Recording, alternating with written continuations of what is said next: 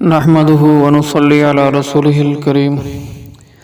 حضور اقدس صلی اللہ علیہ وآلہ وسلم کا ارشاد ہے، اللہ تعالیٰ تم میں سے کسی شخص کی توبہ پر اس سے زیادہ خوش ہوتا ہے جو اپنی گمشدہ سواری کو پا لینے کے وقت خوش ہوتا ہے۔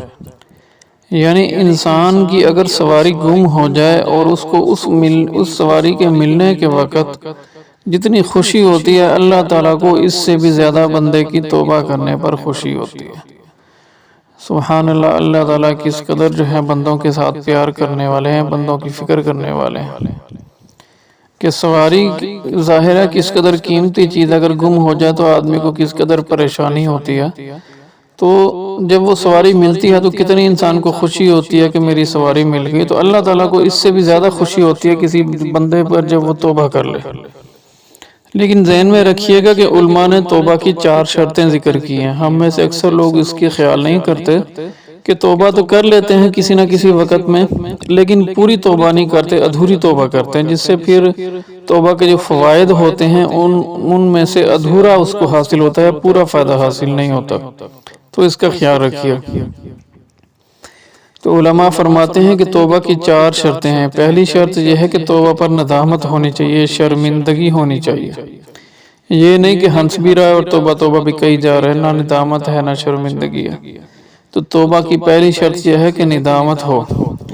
دوسری شرط یہ ہے کہ گناہ کو چھوڑ دے، فوراً گناہ کو چھوڑ دے۔ ایسا نہیں کہ ٹیلی ویژن بھی دیکھی جا رہا ہے اور ناچ گانا بھی دیکھی جا رہا ہے اور استغفر اللہ بھی پڑھتا جا رہا ہے، ایسا نہیں ہونا چاہیے۔ توبہ پوری کریں جب بھی کریں، اور اس کا طریقہ کیا ہے کہ گناہ کو بھی چھوڑ دیں۔ دوسری شرط کیا ہے کہ گناہ کو بھی چھوڑ دیں۔ تیسری شرط توبہ کی یہ ہے کہ آئندہ گناہ نہ کرنے کا پختہ عزم ہو، مستقبل کے اندر وہ دوبارہ وہ گناہ نہ کرنے کا پکا ارادہ ہونا چاہیے۔ اگر کسی وجہ سے ہو جائے تو دوبارہ توبہ کر لے، لیکن اس کے ارادے میں کمزوری نہیں ہونی چاہیے، اپنے ارادے میں بالکل پکا ہو کہ میں نے ہرگز یہ گناہ دوبارہ نہیں کرنا۔ اور چوتھی شرط یہ ہے گناہ توبہ کی کہ اگر اس گناہ کی کوئی قضا ہے، کوئی کفارہ ہے، کوئی چیز ہے تو اس کو بھی ادا کرے۔ اب مثلا نماز چھوٹی تھی تو نماز کی توبہ کر لی، وہ تو ٹھیک ہے، اب اس نماز کی توبہ کے ساتھ ساتھ اس نماز کی قضا بھی پڑھے، اپنی زندگی کا حساب کتاب کرے کہ میں نے کب سے کتنے سالوں سے نمازیں چھوڑی ہیں۔ اگر بالغ ہونے کے بعد سے نہیں پڑھی تو سوچے کہ بالغ، مفتی حضرات سے پوچھے بالغ ہونے کی عمر کیا ہوتی ہے۔ اگر کوئی علامت بالغ ہونے کی نہ ہو یا یاد نہ ہو بالغ ہونے کی عمر، تو وہ آپ کو بتائیں گے کہ کتنے سال سے آپ نے جو ہے نا حساب لگانا ہے نمازوں کی قضا کا۔ پھر جس وقت آپ نے نمازیں پڑھنا شروع کی، ادا کرنا شروع کی، وہاں تک جتنے سال بنتے ہیں ان سالوں کی نمازوں کی قضا کریں۔ اس کا آسان طریقہ آپ کو بتاتا ہوں کہ آپ ایک نماز کے ساتھ ایک نماز قضا پڑھتے چلے جائیں، آسانی سے ادا ہو جائیں گی ساری قضا نمازیں۔ مثلا اگر آپ نے فجر پڑھی ہے تو فجر کی نماز کے بعد 2 رکعت فجر کی نماز قضا کی نیت کر لیں۔ باقی وہ مفتی حضرات سے پوچھ لیں کہ اس کا نیت کس طریقے سے کرنی ہے قضا کی، تو تھوڑا سا مختلف ہوتا ہے عام نماز سے، لیکن ادائیگی برحال آسان ہے۔ اور سنتوں کی قضا نہیں ہوتی، صرف فرائض اور وتروں کی قضا ہوتی ہے، سنتیں قضا میں نہیں پڑھی جاتی۔ پھر جب ظہر کی نماز پڑھے گا تو ظہر کی نماز پڑھنے کے بعد 4 رکعت ظہر کے جو ہیں وہ قضا پڑھ لے۔ پھر عصر پڑھے گا تو عصر کے 4 رکعت قضا پڑھ لے۔ اس طریقے سے عشاء کی نماز کے ساتھ 4 رکعت عشاء کے اور 3 رکعت وتر واجب کے قضا پڑھ لے۔ بس اس طریقے سے ایک دن کی قضا کی نمازیں اس کی جیسے جیسے ادا ہوتی جائیں گی ویسے ویسے ان کے ساتھ قضا بھی ہوتی چلی جائیں گی۔ تو بہرحال میں کہہ رہا تھا کہ توبہ کی چوتھی شرط یہ ہے کہ اگر اس گناہ کی جو ہے وہ کوئی قضا، کوئی کفارہ وغیرہ ہے، کوئی ادائیگی وغیرہ ہے تو وہ بھی کرے۔ تو قضا کا تو میں نے آپ کو مثال دے دی، اسی طریقے سے کوئی ادائیگی وغیرہ ہو، مثلا کسی کا حق کھایا تھا، پھر بعد میں احساس ہوا کہ میں نے غلطی کی، زیادتی کی، تو توبہ کی، وہ تو ٹھیک ہے، لیکن اب اس شخص سے معافی مانگی اور اس کا جو حق ہے وہ بھی اس کو ادا کرے، یہ ہوتی ہے ادائیگی۔ یا اس طریقے سے بعض اوقات کفارہ آ جاتا ہے تو وہ کفارہ وہ مفتی حضرات سے پوچھ کے جو ہے وہ معتبر مفتی حضرات سے تو وہ بھی ادا کرے۔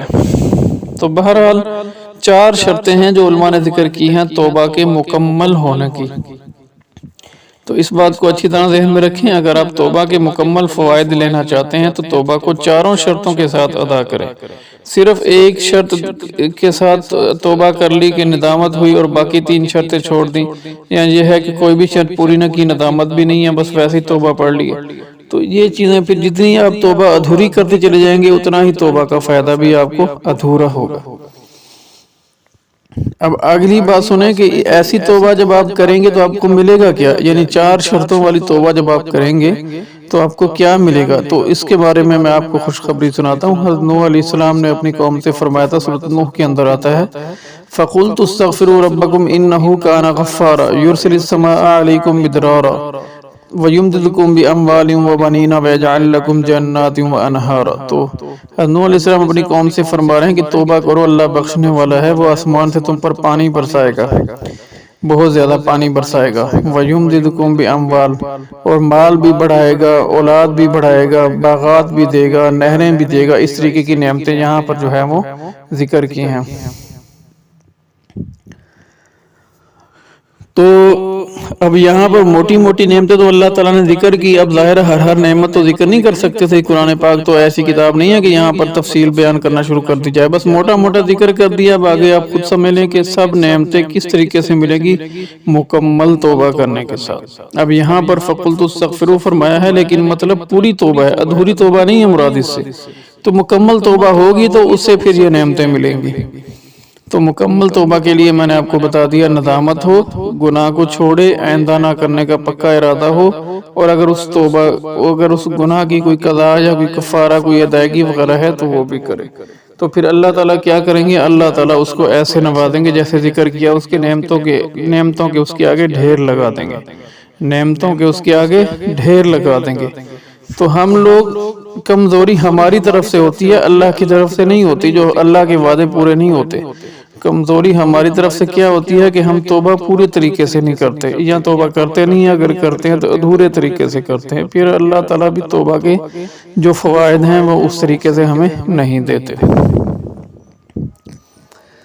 اور ایسی توبہ جب آدمی کرے گا تو اس کا ایک فائدہ یہ بھی ہوگا کہ مصیبتیں آنا رک جائیں گی، کیونکہ قرآن پاک کہتا ہے ما اصابکم من مصیبت فبما کسبت ایدیکم وما اصابکم من مصیبت فبما کسبت ایدیکم، جو بھی تم پر مصیبت آتی ہے وہ تمہارے گناہ کی وجہ سے آتی ہے۔ تو جب آدمی ایسی توبہ کرے گا جو مکمل ہوگی تو گناہ چھوڑ دے گا، تو پھر ظاہر ہے اس کے اوپر آفتیں آنا بھی رک جائیں گی۔ تو یہ توبہ کے فوائد ہیں کہ مصیبتیں آنا رک جائیں گی، آپ کی زندگی پرسکون ہو جائے گی، اور آپ کی زندگی کے اندر نعمتوں کی بارش برسنا شروع ہو جائے گی۔ تو نعمتیں مل جائیں اور مصیبتیں رک جائیں تو زندگی میں اور کیا چاہیے۔ اسی طریقے سے جنت کے اندر بھی یہی ہوگا کہ کوئی مصیبت نہیں آئے گی، عذاب وغیرہ کی، اور نعمتیں اس شخص کو ملتی رہیں گی جس نے مکمل توبہ کی، ادھوری نہیں، مکمل توبہ۔ تو اللہ تعالیٰ جو ہے ہمیں مکمل کامل توبہ کرنے کی توفیق عطا فرمائے، ادھوری توبہ سے ہمیں بچنے کی توفیق عطا فرمائے۔ میں یہ نہیں کہتا کہ ادھوری توبہ کا فائدہ نہیں، ادھوری توبہ بھی فائدہ دیتی ہے، لیکن آپ جس قدر ادھوری توبہ کریں گے، لولی لنگڑی توبہ کریں گے، ویسا ہی اس کا آپ کو فائدہ ہوگا۔ مکمل کامل توبہ کریں گے تو اس کا آپ کو پھر مکمل کامل فائدہ ہو جائے گا۔ تو اللہ تعالیٰ سے مکمل معاملہ کرنا چاہیے، ادھورا معاملہ نہیں کرنا چاہیے۔ وآخر دعوانا الحمدللہ رب العالمین۔